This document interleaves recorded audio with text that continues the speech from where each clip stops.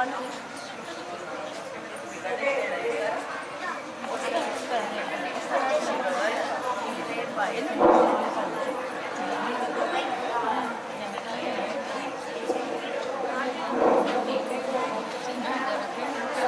తరుగులేని నిధులను కొటేషన్స్ అన్ని ఎన్నో ఎన్నెన్నో చెప్పారు.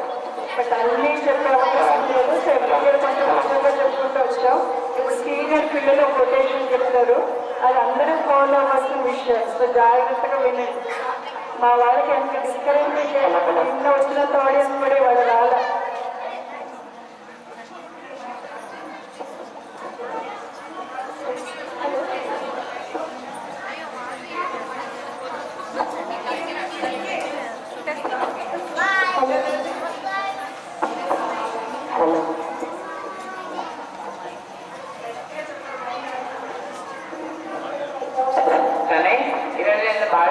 రాలేదు కదా, ఏం చెప్పారు?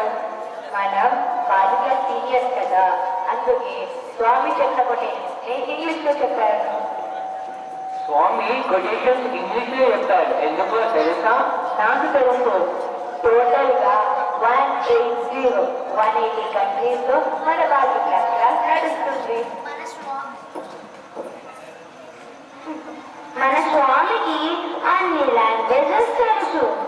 అందుకే అన్నమాట అందరికీ అర్థం అవడానికి ఇంగ్లీష్ లో చెప్పారు. సరే చెప్పుతానే. సరే ఒక పని చేద్దాం. నేనేమో స్వామి చెప్పిన కొటేషన్ ఇంగ్లీష్ లో చెప్తాను, నువ్వేమో తెలుగులో చెప్పు. మళ్ళీ నేనెందుకు తెలుగులో చెప్పడం? అంటే అందరికీ అర్థం అవ్వాలి కదా. సరే సరే చెప్పు. There is only one caste, the caste of humanity. అంటే ఈ సృష్టి మొత్తం మీద ఒకటే ఒక కులం ఉంది. ఆ కులమే మానవ కులం. అంటే మానవత్వంతో నిండిన కులం అని అర్థం. ఓహో, ఈ కొటేషన్ కి ఇంకా కంటిన్యూషన్ ఉంది. అవునా విజయన్న? నాకు గుర్తులేదే. There is only one religion, the religion of love. ఈ సృష్టిలో ఒకే ఒక మతం ఉంది, అదే ప్రేమ మతం. మీ నలుగురు కొటేషన్స్ అయితే చెప్పారు. ఇంతకీ కులం అంటే ఏంటి? అవును మైత్రి, మా పెద్దలు కూడా చెప్తుంటే నేను విన్నాను. 4 కులాలు ఉన్నాయంట కదా. బ్రాహ్మణులు, క్షత్రియులు, వైశ్యులు, శూద్రులు. ఇలాగే ఒక్కొక్క కులాలు చిన్న చిన్న కులాలు చాలా ఉన్నాయంట కదా. మానవత్వం లేని కులమేంటో చెప్పు.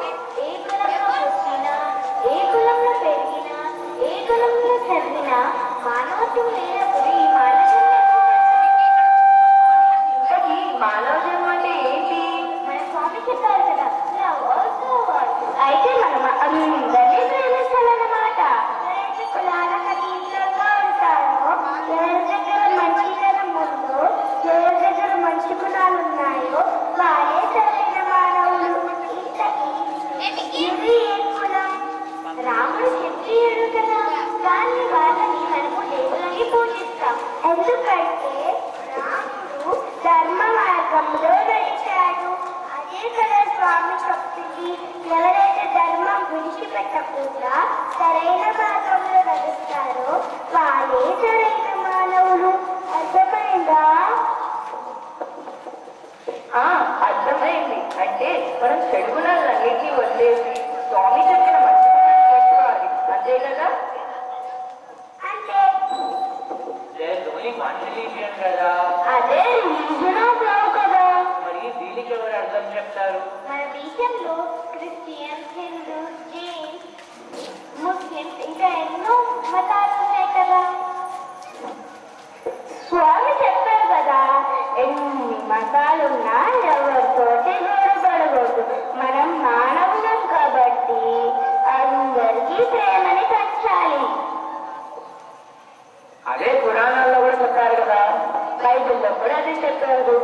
భగవద్గీతలో కూడా అదే చెప్పారుగా. మన ఋషులు మహర్షులు కూడా అదే చెప్పారు. మనందరం కలిసి మెలిసి ఉండాలి.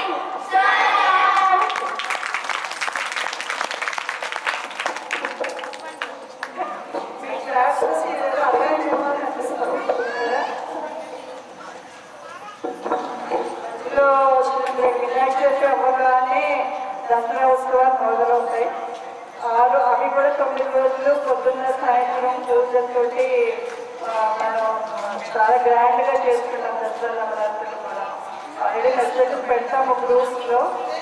ఎవరైనా సరే విగ్రహం ఇవ్వదలుచుకున్నా కాంట్రిబ్యూషన్ అందరూ ఫీల్ అయిపోకండి. ఎందుకంటే వినాయకుడికి అందరూ డొనేషన్స్ ఇచ్చారు కదా, మళ్ళీ దసరాకి వెళ్ళిపోతారు ఈ పంటలు అంటారు కదా. అమ్మవారి భక్త ఆవిడ బ్లెస్సింగ్స్ అనుగ్రహించాలంటే కొత్త గొప్ప కదా. బైబిల్ పురాణాలు అవి కూడా అన్నీ అవే చెప్తే వీలైనంత వరకు శక్తి అనుస్తారు. దసరా కూడా ఇంతే గ్రాండ్గా సెలబ్రేట్ చేసుకున్నామని దానికి తగినట్టుగా ఎవరికి అన్నీ ఇప్పుడు మీరు ఎలా చెప్పారు ఉత్సవం అలాగే దానికి కూడా అలంకరణలు కానీ విగ్రహాలు కానీ పూజలు కానీ ప్రసాదాలు కానీ ఎవరికి తోచిన విధంగా వాళ్ళు కాంట్రిబ్యూట్ చేయండి. మెసేజెస్ పెడతాము. మీ గోత్రనామాలతో పూజలు పార్టిసిపేట్ ఇంకా డొనేషన్స్ అడగం కానీ పూజలు పార్టిసిపేట్ చేస్తున్నా గోత్రనామాలు చదివించుకున్నా కూడా ఒక మినిమం, ఎందుకంటే కమిటీ ఏర్పాటు చేస్తుంది కాబట్టి ఆ పూజలు సరిపడే కావాలి కదా. ఫైనాన్షియల్ సపోర్ట్ కూడా కావాలి. Financial nothing but financial support ఉంటేనే మనం ఈ లెవెల్లో చేసుకోగలుగుతాం. ఓకేనా? ఇప్పుడు ఈ కొటేషన్ బాగా అర్థమైంది. ఇప్పుడు చిన్నపిల్లలు భగవంతుడు సర్వంతర్యాలు ఎంత వర్ణించుకున్నా కూడా భగవంతుడు పట్టికలకు ఒక ప్లేస్ అనేది లేదు. భగవంతుడు సర్వంతర్యాలు అది ప్రూవ్ చేయడానికి మా పిల్లలు స్కీమ్ రూపంలో మీ ఎదురుకుండా పర్ఫార్మెన్స్ ఇస్తారు. చూసాక ఏమైనా డౌట్ ఉంటే నిన్న హోంవర్క్ అన్ని చేసుకొచ్చారా లేదా?